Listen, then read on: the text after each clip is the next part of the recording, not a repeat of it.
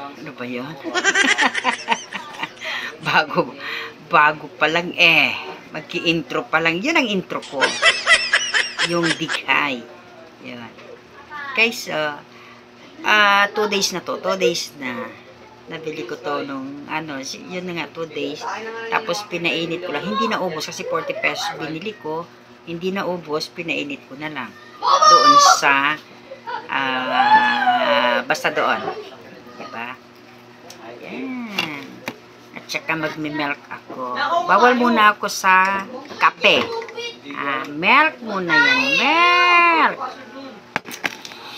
Boss, papalaman ako.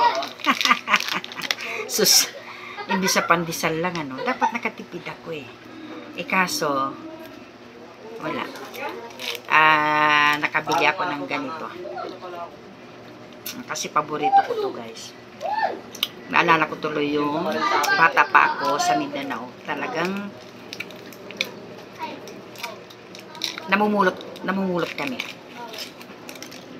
Talagang inakyat namin yung basurahan at nakakita kami ng ganito. Malaki yun. Yung mga kasamahan namin, yan sila Sonicol, sila yan, nakakita kami ganito sa basurahan. Gabundok yun yung basura na yun, doon sa National Highway. Yun.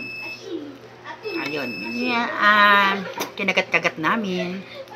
Yan, hindi ko makalimutan yun. Yan yung na yun. Yung kumain kami ng cheese. Cheese na malaki.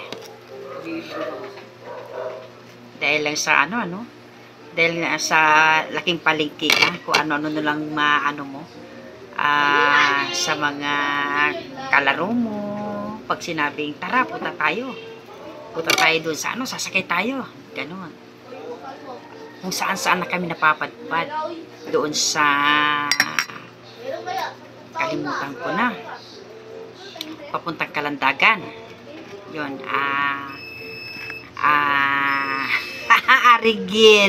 Arigin, yun. Lagi namin napupuntahan yun. Okay, guys. Hindi ko makalimutan yung lugar na. Kasi doon kami lumaki. Doon ako nung bata pa.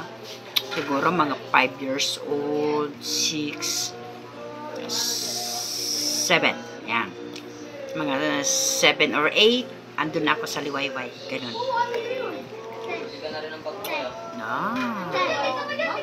May cheese siya, guys. Andun yung cheese niya. Wala, hindi ko lang makalimutan yung cheese. Ano yan?